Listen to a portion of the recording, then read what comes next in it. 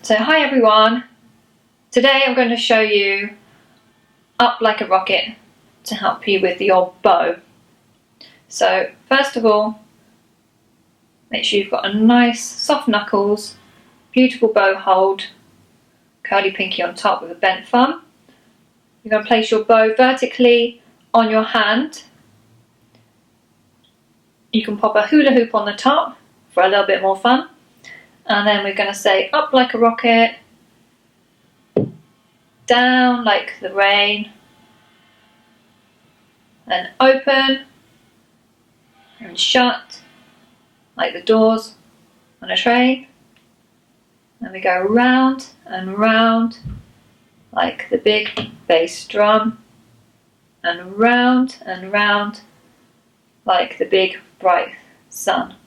And then you've got a big strong thumb, and you've got a hula hoop. You can eat a hula hoop for some more fun. And that's up like a rocket.